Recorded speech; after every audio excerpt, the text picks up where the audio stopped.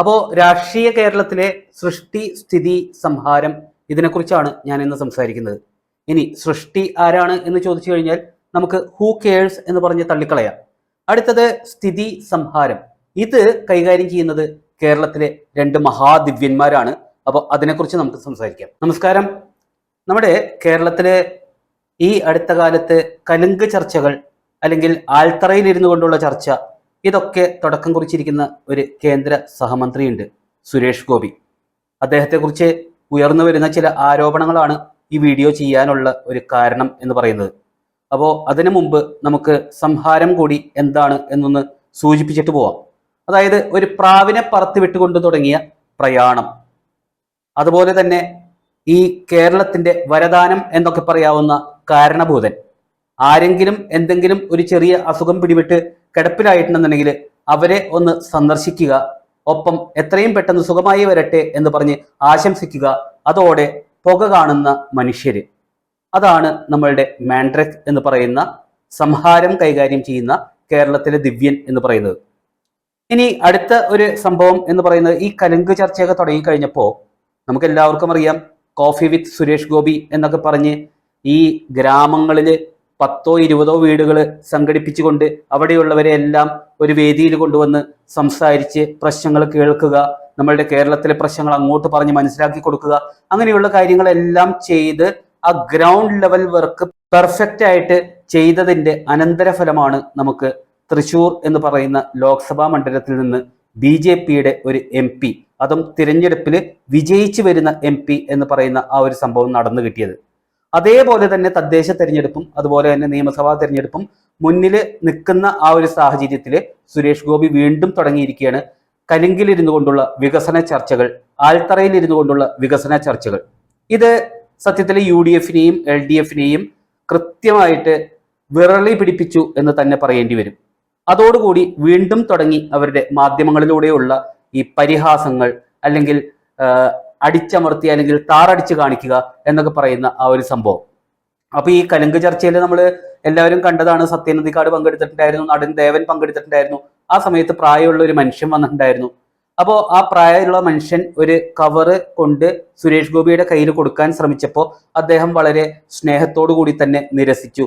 ഈ കാര്യങ്ങളെല്ലാം പഞ്ചായത്തിൽ പോയി പരാതിപ്പെട്ടോളൂ, ഇത് ഞാനല്ല സ്വീകരിക്കേണ്ടത് എന്നുള്ളത്. ഇപ്പോ സ്വാഭാവികമായിട്ടും നമ്മളുടെ പരിധിയിൽ പെടുന്ന ഒരു കാര്യമല്ല എന്നുണ്ടെങ്കിൽ നമ്മൾ വളരെ സ്നേഹത്തോടു കൂടി ഇതെന്നോടല്ല പറയേണ്ടത്, മറ്റൊരാളോടാണ്, അത് കൈകാര്യം ചെയ്യുന്ന ആൾ എന്നതാണ് എന്ന് നമ്മൾ പറയുന്നത് സ്വാഭാവികമാണ്. പക്ഷേ സുരേഷ് ഗോപി എന്തോ താൻ ഇറങ്ങിപ്പോളൂ, ഇതൊന്നും എന്റെ പണിയല്ല എന്ന് പറയുന്ന പോലെ പറഞ്ഞ ആ ഒരു ഭാവത്തിലാണ് വാർത്തകളെല്ലാം വരുന്നത്. സത്യത്തിൽ കൊച്ചുവേലായുധൻ എന്ന് പറയുന്ന ആ ഒരു പ്രായമുള്ള മനുഷ്യൻ, അദ്ദേഹത്തിന് കഴിഞ്ഞ കാലഘട്ടത്തില് അദ്ദേഹത്തിന്റെ വീടിന്റെ മുകളിൽ തെങ്ങ് വീണപ്പോ അതിന്റെ അറ്റകുറ്റപ്പണിക്കായിട്ട് വികസന ഫണ്ടോ എന്തോ ഫണ്ടിൽ നിന്ന് 1,20,000 രൂപ കിട്ടിയതാണ്. ഇപ്പോ വീണ്ടും വീടിന്റെ അറ്റകുറ്റപ്പണി എന്ന് പറഞ്ഞിട്ടാണ് ഇദ്ദേഹം സുരേഷ് ഗോപിയെ സമീപിക്കാൻ ശ്രമിച്ചത്. ഇനി ഈ MP ഫണ്ടിനെ കുറിച്ച് കൂടി ഇതിലൂടെ പറഞ്ഞൊന്ന് പോകണം. കാരണം MP ഫണ്ട് എന്ന് പറയുന്നത് ഒരു വ്യക്തിയെ സഹായിക്കാനുള്ളതല്ല. വർഷത്തിൽ 5 കോടി ഘട്ടം ഘട്ടമായിട്ട് ഓരോ MPക്കും കിട്ടും. പക്ഷെ അത് വികസന പ്രവർത്തനങ്ങൾക്ക് വേണ്ടിയുള്ള ഫണ്ടാണ്. കൃത്യമായിട്ട് പറഞ്ഞു കഴിഞ്ഞാൽ അത് ഉപയോഗിക്കാൻ പറ്റുന്നത് എന്ന് പറയുന്നത് ഈ പറയുന്ന drinking water, health, education, sanitation, അങ്ങനെയുള്ള കാര്യങ്ങൾക്ക്, അതായത് സ്ഥിരമായിട്ടുള്ള ആസ്തികൾ രൂപീകരിക്കുക, അതിനു വേണ്ടിയിട്ടാണ് ഒരു MPക്ക് ഫണ്ട് വിനിയോഗിക്കാൻ പറ്റുക. അപ്പോൾ ആ ഒരു സാഹചര്യത്തിൽ കൃത്യമായിട്ട് നമുക്ക് ത്രിതല പഞ്ചായത്ത് സംവിധാനങ്ങളുണ്ട്, ശരിയല്ലേ? അതായത് ഒരു വാർഡ്, ആ വാർഡിൽ ഒരു പഞ്ചായത്ത് മെമ്പർ ഉണ്ടാവും, ആ പഞ്ചായത്തിന് ഒരു പ്രസിഡന്റ് ഉണ്ടാവും, അതുപോലെ തന്നെ ബ്ലോക്ക് പഞ്ചായത്ത് മെമ്പർ ഉണ്ടാവും, ആ ബ്ലോക്ക് പഞ്ചായത്തിന് ഒരു പ്രസിഡന്റ് ഉണ്ടാവും, അതുപോലെ തന്നെ ജില്ലാ പഞ്ചായത്ത് മെമ്പർ ഉണ്ടാവും, ആ ജില്ലാ പഞ്ചായത്തിന് ഒരു ജില്ലാ പഞ്ചായത്ത് പ്രസിഡന്റ് ഉണ്ടാവും, അതുപോലെ തന്നെ അതിന്റെ മേളിലാണെന്നുണ്ടെങ്കിൽ നമുക്ക് MLA മാരുണ്ട്. അതും കഴിഞ്ഞിട്ട് അതിന്റെ മേലെയാണ് നമ്മളുടെ MP വരുന്നത്. അപ്പോ ഇത്രയും നാൾ ഇവരെവിടെയായിരുന്നു? ഇപ്പോ ഒരു നാടകം നടത്തിക്കൊണ്ടിരിക്കുകയാണ്. അതായത് ഇതില് ദിവ്യൻ എന്ന് സുരേഷ് ഗോപിയെ വിശേഷിപ്പിക്കാൻ കാരണം എന്ന് പറഞ്ഞു കഴിഞ്ഞാല്, ആരെങ്കിലും ഒരാള്, അത് ആര് വേണമെങ്കിലും ആയിക്കോട്ടെ, ഏത് കേരളത്തിന്റെ ഏത് ഭാഗത്ത് നിന്നും ആയിക്കോട്ടെ, ഒരാൾ ഒരു നിവേദനവുമായിട്ട് സുരേഷ് ഗോപി എടുത്ത് പോവുക. ആ സുരേഷ് ഗോപി എടുത്ത് പോയി കഴിയുമ്പോൾ അദ്ദേഹം ആ ഒരു അപേക്ഷ ഒന്ന് നിരസിച്ച് കിട്ടിയാൽ ആ മനുഷ്യൻ രക്ഷപ്പെട്ടു. കാരണം ഞാൻ സ്ഥിതി എന്ന് പറയാൻ കാരണം എന്താണെന്ന് വെച്ചാൽ, നമുക്ക് ജീവിച്ചു പോകണമെന്നുണ്ടെങ്കിൽ വീട് വേണം, ഭക്ഷണം കഴിക്കാൻ ക്യാഷ് വേണം, അല്ലെങ്കിൽ ജോലി വേണം. അങ്ങനെയുള്ള ഈ സമൂഹത്തിൽ നിലനിന്ന് പോകാനുള്ള കുറെ കാര്യങ്ങൾ നമുക്ക് ആവശ്യമുണ്ട്. അത് സ്ഥിതി എന്നാണ് പറയുന്നത്. ആ സ്ഥിതിക്ക് ആവശ്യമുള്ള ഒരു കാര്യം സുരേഷ് ഗോപിയോട് പോയി ചോദിച്ചു കഴിഞ്ഞിട്ട് അദ്ദേഹത്തിന് ധാരാളം പരിമിതികളുണ്ട്. കേരളത്തിലുള്ള എല്ലാവരെയും സഹായിക്കാൻ അദ്ദേഹത്തിന്റെ ട്രസ്റ്റിനെ കൊണ്ട് സാധിക്കുമോ? മാത്രമല്ല, ഒരു MP ഫണ്ട് എന്ന് പറയുന്നത് അത് എന്തിനു വേണ്ടിയാണോ ഉപയോഗിക്കാൻ ഈ നിയമം പറയുന്നത് ആ രീതിക്ക് മാത്രമല്ലേ ഉപയോഗിക്കാൻ പറ്റുള്ളൂ. അല്ലാണ്ട് ഒരാൾക്ക് വീട് പണിയാനോ ഒരു കക്കൂസ് പണിയാനോ കൊടുക്കാൻ പറ്റുമോ? അപ്പോ ആ ഒരു സാഹചര്യം വെച്ച് അദ്ദേഹം അത് നിരസിക്കുമ്പോൾ UDFകാർ വരും, യൂത്ത് കോൺഗ്രസ്സുകാർ വരും, LDFകാർ വരും, LDFിലെ തന്നെ CPIയും CPMും വരും. ഇപ്പതാ ഈ കൊച്ചുവേലായുധൻ എന്ന് പറയുന്ന ആളുടെ അടുത്തുനിന്ന് നിവേദനം സ്വയം പോയി. ഇത്രയും നാള് ഈ MLA എവിടെയായിരുന്നു എന്ന് പോലും അറിയില്ല. ഇപ്പൊ രംഗപ്രവേശം ചെയ്തിരിക്കുന്നു. CC മുകുന്ദൻ എന്ന് പറയുന്ന നാട്ടികയിലുള്ള MLA പുള്ള് എന്ന് പറയുന്ന സ്ഥലത്താണ് ഈ കൊച്ചുവേലായുധൻ. അപ്പോ ഈ കൊച്ചുവേലായുധനെ കണ്ട് നിവേദനം സ്വീകരിക്കുന്നു, അത് ഫോട്ടോ എടുക്കുന്നു, പേപ്പറുകളിൽ പബ്ലിഷ് ചെയ്യുന്നു. ഉടൻ തന്നെ അദ്ദേഹത്തിന്റെ വീടിന്റെ ശോചനീയാവസ്ഥ പരിഹരിക്കുന്നതിന് വേണ്ടിയിട്ട് നടപടികൾ എടുക്കും എന്ന് പറയുന്നു. CPMന്റെ ജില്ലാ സെക്രട്ടറി വരുന്നു. ഈ കാര്യങ്ങളെല്ലാം അറ്റകുറ്റപ്പണികളല്ല, ഞങ്ങൾ ഈ കൊച്ചുവേലായുധന് പുതിയ വീട് തന്നെ പണിത് കൊടുക്കും എന്ന് പറയുന്നു.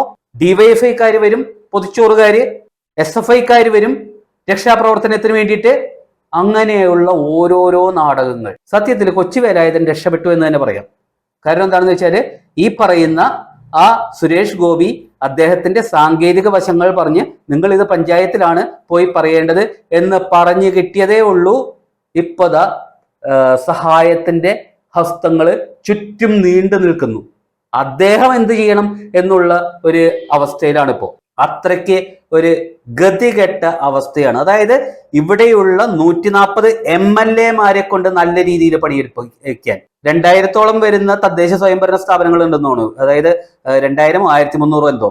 ഈ തദ്ദേശ സ്വയംഭരണ സ്ഥാപനങ്ങളിലെ പഞ്ചായത്ത് മെമ്പർമാര്, ബ്ലോക്ക് മെമ്പർമാര്, പ്രസിഡന്റുമാര്, അല്ലെങ്കിൽ ജില്ലാ പഞ്ചായത്ത് മെമ്പർമാര്, ഇവരെ എല്ലാം മര്യാദയ്ക്ക് പണിയെടുപ്പിക്കാൻ സുരേഷ് ഗോപി വെറുതെ ഇരുന്ന് കുറെ നിവേദനങ്ങൾ അങ്ങോട്ട് തള്ളിക്കളഞ്ഞാൽ മതി. ഈ അവസ്ഥയാണ് കേരളത്തിൽ. അപ്പോ ഏതായാലും ദിവ്യൻ എന്ന് പറയുന്ന പദവി, അത് സൃഷ്ടി സ്ഥിതി സംഹാരം, അതിൽ സ്ഥിതി, മനുഷ്യന് ഈ സമൂഹത്തിൽ ജീവിക്കാൻ ഏറ്റവും അത്യാവശ്യം വേണ്ടത്, ആ ഒരു കാര്യം നടത്തി കൊടുക്കുന്ന സ്ഥിതിയുടെ നായകനായിട്ടുള്ള ദിവ്യൻ എന്ന് പറയുന്നത് സുരേഷ് ഗോപി തന്നെ. അദ്ദേഹം മനഃപൂർവ്വം നിരസിച്ചതല്ല എന്ന് ഈ അവസ്ഥയിൽ ഒന്നുകൂടി ഞാൻ എടുത്തു പറയുകയാണ്. അദ്ദേഹത്തിന് പല സാങ്കേതിക ബുദ്ധിമുട്ടുകളുമുണ്ട് ഒരു MP എന്നുള്ള രീതിയിൽ. അതുകൊണ്ട് മാത്രം നിരസിച്ച ആ ഒരു സംഭവം ഏതായാലും കൊച്ചു വേലായുധൻ എന്ന് പറയുന്ന താരമായി ജീവിതത്തിൽ രക്ഷപ്പെട്ടു.